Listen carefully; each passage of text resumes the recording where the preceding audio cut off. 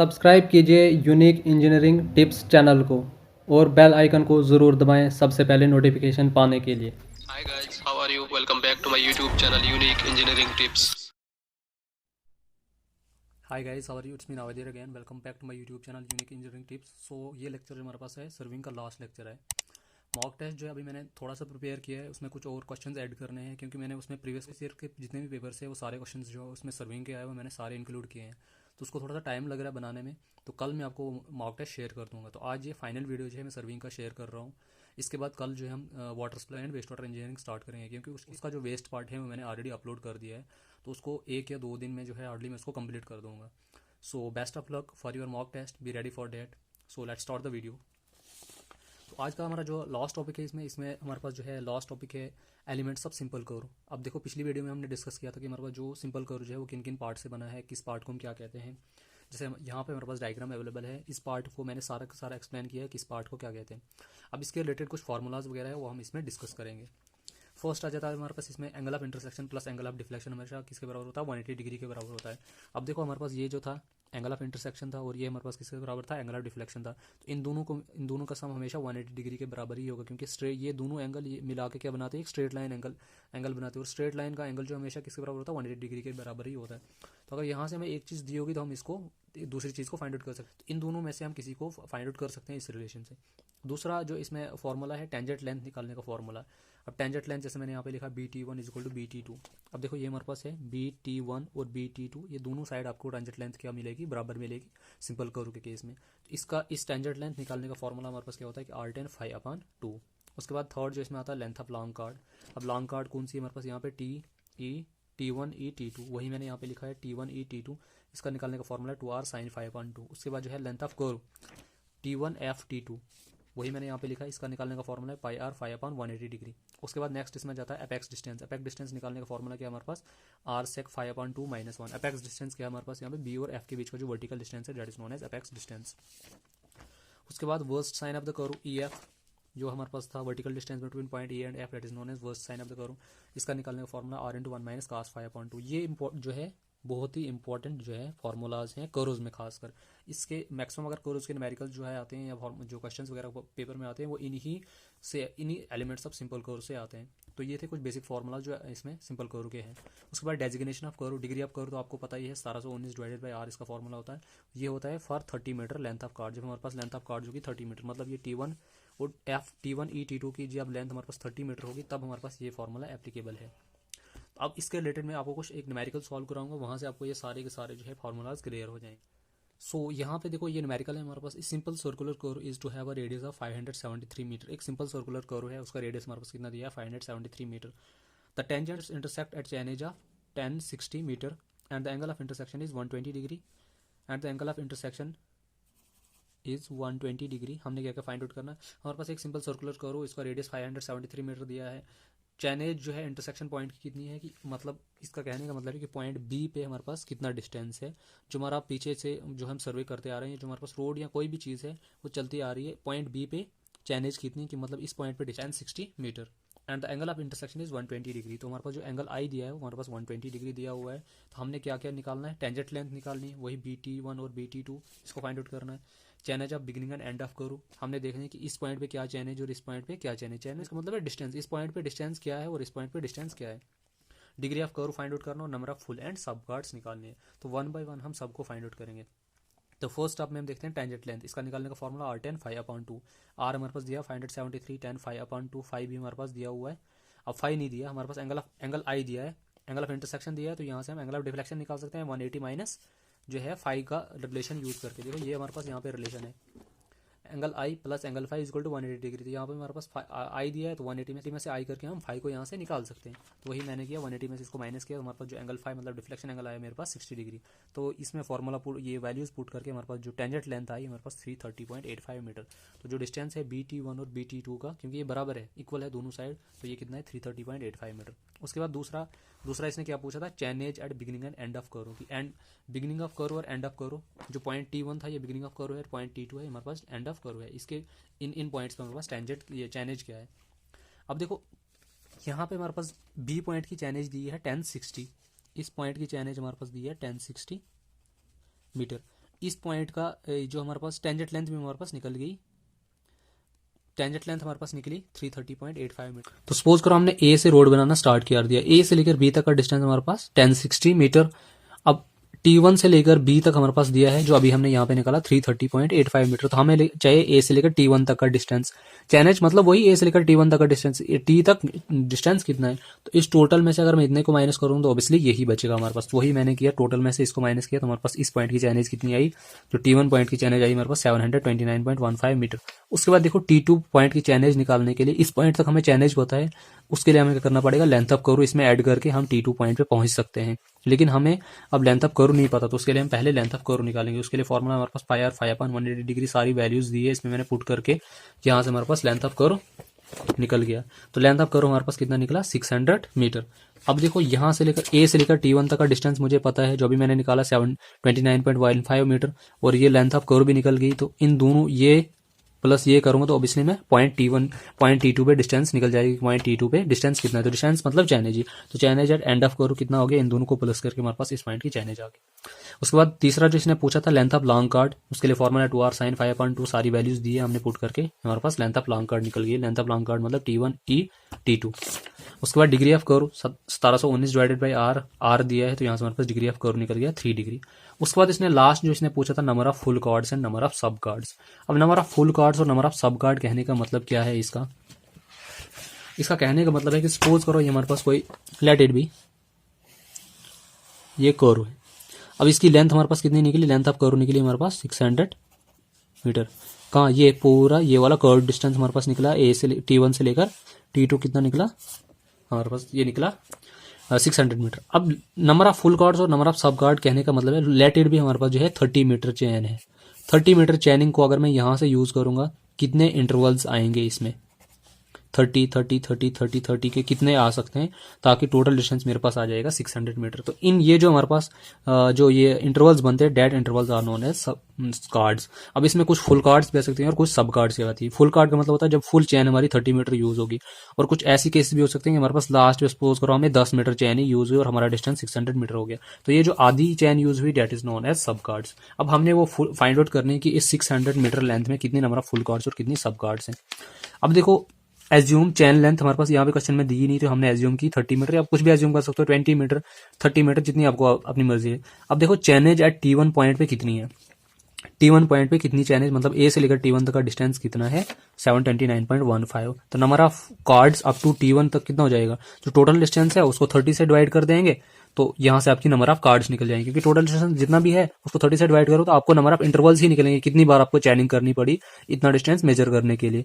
जैसे मैंने आपको यहाँ पीछे एग्जांपल दे दी, तो ये कितना हो जाएगा 24.305। अब 24 फुल कार्ड्स आई या फुल चैन्स आप इनको लिखो, प्लस 0.305 इंटू 30, ये चैन्स में था, इसको मैंने 30 से फिर से मल्टीप्लाई करके इसको मीटर में कन्वर्ट कर दिया। अब देखो इसका कहने का मतलब है कि जो पॉइंट T1 है, जो ये पॉइंट T1 है, यहां तक हमारे पास कितनी आई है, 24 फुल कार्ड्स आई है और प्लस इसमें 9.15 मीटर आया। इसका कहने का मतलब है कि सपोज करो ये यहां तक इस पॉइंट तक हमारे पास कितनी आई, 24 फुल कार्ड्स। फुल कार्ड्स का मतलब होता है कि जब हमने ए से लेकर T1 तक का डिस्टेंस मेजर किया,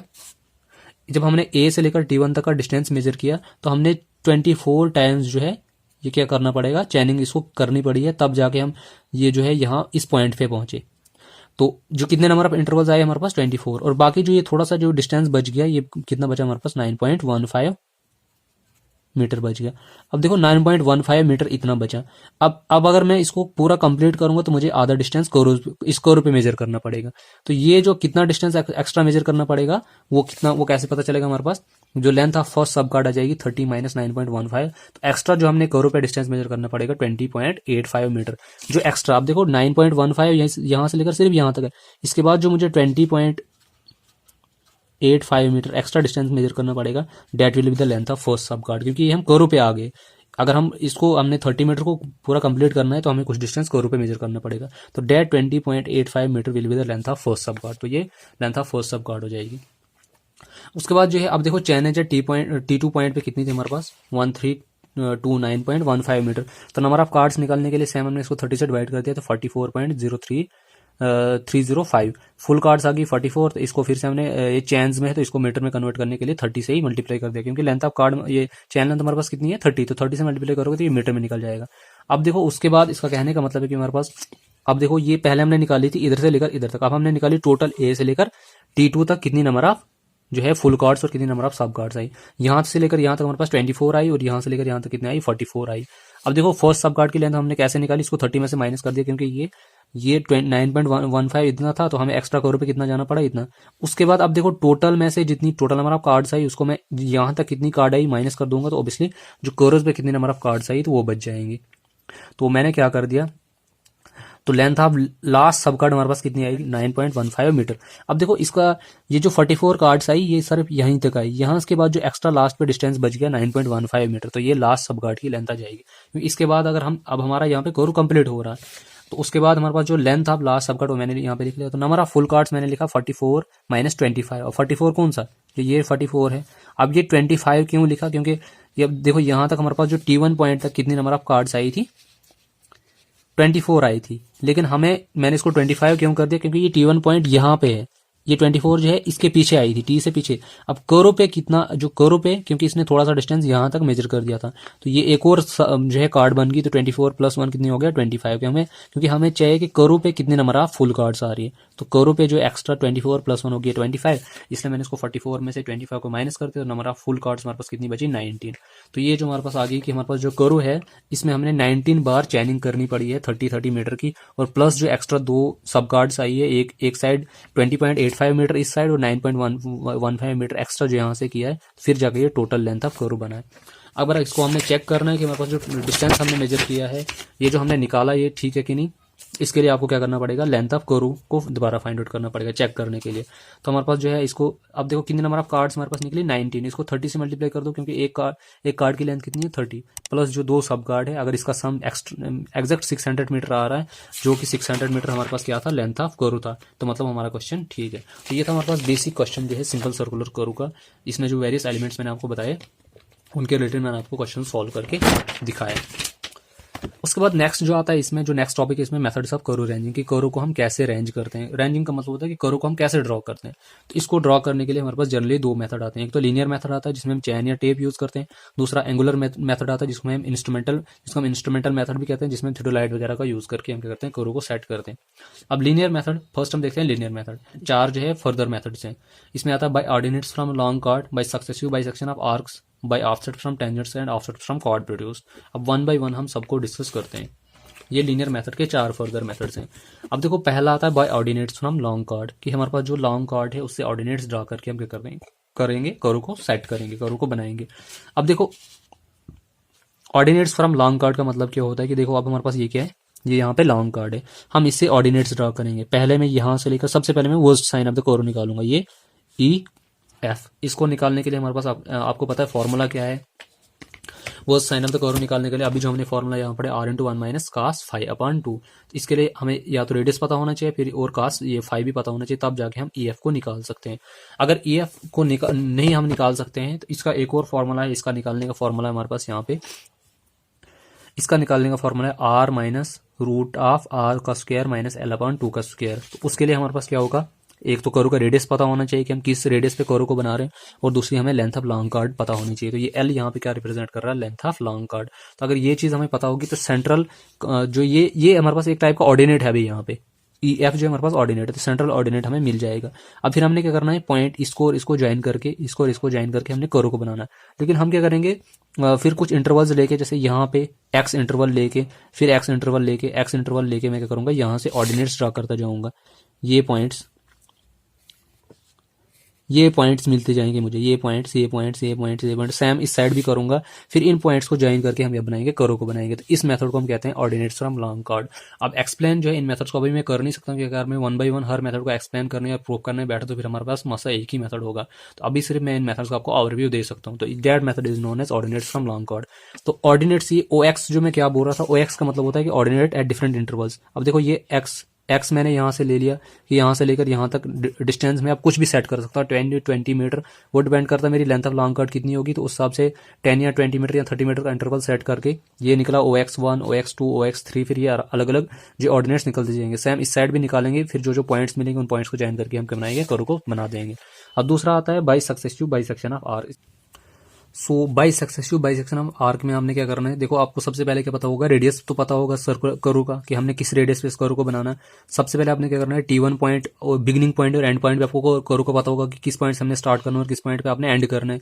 तो आपको सबसे पहले क्या निकालना है, जो इस T1 पॉइंट और TE पॉइंट को आपने क्या कर देना है, ज्वाइन कर देना है। तो सबसे पहले आपको versed sine of the curve निकालना है। वर्स्ट साइन का मतलब वही R इंटू जो है 1 माइनस cos फाई अपॉन 2 करके आपको निकालना है। तो आपका डिस्टेंस ED निकल जाएगा। फिर आपने क्या करना है, T1 और D को ज्वाइन करके, फिर D और TE को ज्वाइन करके, ये दो लाइंस बन गई हमारे पास। फिर हमने क्या करना है, फिर जो ये T1 और D और TE इन दोनों का सेंट्रल पॉइंट निकाल के फिर इसका वर्स्ट साइन निकाल देना, जो यहाँ पे इसने रिप्रेजेंट किया है। अब इसका वर्स्ट साइन क्या हो जाएगा, R into 1 minus cos phi upon 4। पहले के लिए फाई अपॉन 2, फिर फाई अपॉन 4 निकल गया। तो यहाँ पे ये पॉइंट और ये पॉइंट मिल गया। फिर हमने क्या करना है, वैसे ही अब इनको फिर ज्वाइन करते जाना, फर्दर इसको डिवाइड करते जाना, तो हमें ये कर्व्स पे पॉइंट्स मिलते जाएंगे। फिर हम इन पॉइंट्स को ज्वाइन करके बना देंगे, कर्व्स को बना देंगे। तो ये हमारे पास सिंपल मेथड दूसरा successive bisection of arc. Versed sine के हम क्या निकालते जाएंगे, वर्स्ट साइन निकालते जाएंगे, फिर जो जो पॉइंट्स में कर्व्स पे मिलते जाएंगे उनको ज्वाइन करके हम क्या बनाएंगे, कर्व को सेट कर देंगे। फिर तीसरा मेथड आता है बाय ऑफसेट्स फ्रॉम टेंजेंट्स। अब हमारे पास क्या होता है कि बाय ऑफसेट्स फ्रॉम टेंजेंट तीसरा मेथड आता है। इसमें दो ऑफसेट्स आते हैं, एक तो हमारे पास रेडियल ऑफसेट आता है और एक परपेंडिकुलर ऑफसेट आता है। जब हमारे पास रेडियल ऑफसेट का केस होगा तो उसका OX निकालने का फॉर्मूला, OX मैंने आपको बता दिया कि जो ये ऑर्डिनेट्स हम डिफरेंट इंटरवल्स पे निकालेंगे। उसके लिए हमारे पास फॉर्मूला है R का स्क्वायर प्लस X का स्क्वायर माइनस R, या शॉर्टकट फॉर्मूला है इसका, अप्रॉक्सीमेट फॉर्मूला जो इसका X का स्क्वायर अपॉन 2R। तो जब हमारे पास ऑफसेट परपेंडिकुलर होंगे तो उस वक्त क्या है, R minus root of R का स्क्वायर माइनस X का स्क्वायर, या OX is equal to R का स्क्वायर अपॉन 2R। तो ये हमारे पास जब हमारे पास परपेंडिकुलर ऑफसेट्स होंगे। उसके बाद जब हमारे पास ऑफसेट फ्रॉम कॉर्ड प्रोड्यूस, जो लास्ट मेथड है ये कर्व को सेट करने के लिए, तो इसका फॉर्मूला हमारे पास OX is equal to C into N, तो into C into N minus 1 plus CN upon 2R। CN का मतलब होता है जैसे नंबर ऑफ कार्ड्स, कितनी नंबर ऑफ कार्ड्स जो है, तो वो हमारे पास 1 2 3 4 जो है वो वेरी करती जाती है। तो अभी मैंने आपको पहले बता दिया, सिर्फ मैं आपको फॉर्मूले का ओवरव्यू दे सकता हूँ, इनको हम एक्सप्लेन नहीं कर सकते हैं, वो काफी ज्यादा टाइम वेस्ट हो जाएगा। उसके बाद जो दूसरा मेथड आता है कर्व को सेट करने के लिए, हमारे पास आता है एंगुलर मेथड, या जिसको हम इंस्ट्रूमेंटल मेथड कहते हैं। तो इसमें जो पहला मेथड आता है रेनकाइन मेथड, जिसको हम क्या कहते हैं, रेनकाइन टेंजेंशियल एंगल्स मेथड, या इसको, ये इंपॉर्टेंट पॉइंट है इसका कि इसको हम चैन एंड थियोडाइट मेथड भी कहते हैं। ये क्वेश्चन बड़ी बार पेपर में आया कि चैन एंड थियोडाइट मेथड किसको, इस मेथड को कहते हैं। तो इस मेथड में हम क्या करते हैं कि डिफ्लेक्शन एंगल्स फाइंड आउट करते हैं। डिफ्लेक्शन एंगल्स को फाइंड आउट करके हम क्या बनाते हैं, कर्व को सेट करते हैं। तो जो डिफ्लेक्शन एंगल निकालने का फॉर्मूला है हमारे पास 1719 इंटू CN अपॉन R। तो ये एंगल यहाँ पे हमारे पास क्या निकल जाता है, मिनट में निकलता है।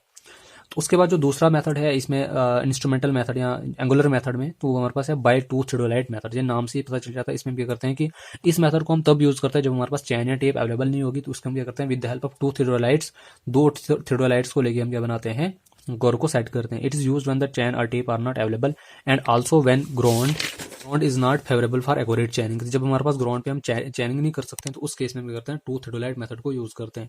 It is simple and accurate method but it requires 2 instrument and 2 surveyor. ये सिंपल मेथड तो है, एक्यूरेट मेथड भी है, लेकिन इसके लिए हमें 2 सर्वेयर चाहिए, क्योंकि 2 इंस्ट्रूमेंट्स होंगे, 2 थियोडाइट होंगे, तो 2 उनको ऑपरेट करने के लिए हमारे पास क्या चाहिए, 2 सर्वेयर चाहिए। तो ये हमारे पास 2 मेथड आ गए एंगुलर मेथड में। हमारे पास एक रेनकाइन मेथड आता है और दूसरा आ जाता है 2 थियोडाइट मेथड कर्व को सेट करने के लिए। उसके बाद नेक्स्ट जो लास्ट टॉपिक आता है इसमें हमारे पास जो है कर्व्स में, हमारे पास है ट्रांजिशन कर्व। अब ट्रांजिशन कर्व क्या होता है कि एक नॉन सर्कुलर कर्व होता है जिसको हम प्रोवाइड करते हैं between straight and a circular curve for the purpose of easy changes of direction of a route is called transition curve, या इसको हम ईजमेंट कर्व भी कहते हैं। अब आपको मैं इसकी एग्जांपल दे देता हूँ, यहाँ पे डायग्राम के थ्रू आपको मैं इसको अंडरस्टैंड कराऊंगा।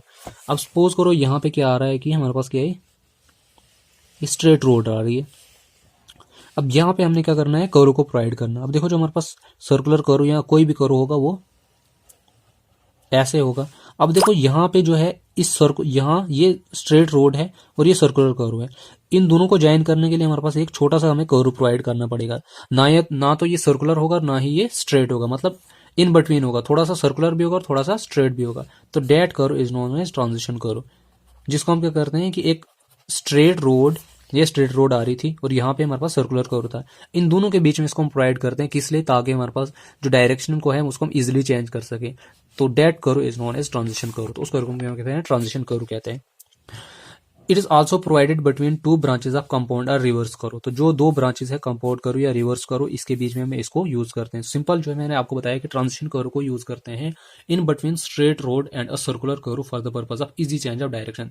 अगर हम इसको प्रोवाइड नहीं करेंगे, अगर हमें ट्रांजिशन करो प्रोवाइड नहीं करेंगे, तो सर्कुलर करो और स्ट्रेट करो को आपस में मैच करना या अटैच करना मुश्किल हो जाएगा। इसलिए हम क्या करते हैं कि यहाँ पे एक नॉन सर्कुलर करो प्रोवाइड करते हैं। तो डेट नॉन सर्कुलर करो इज नोन एज ट्रांजिशन करो। अब इसका एडवांटेजेस क्या है? ट्रांजिशन करो के एडवांटेजेस ये हैं कि danger of derailment, side skidding, overturning of vehicle वगैरह वो जो है वो सारा एलिमिनेट हो जाता है। डिस्कम्फर्ट टू पैसेंजर्स वो भी एलिमिनेट हो जाता है। It provide satisfactory means of obtaining a gradual increase of super elevation.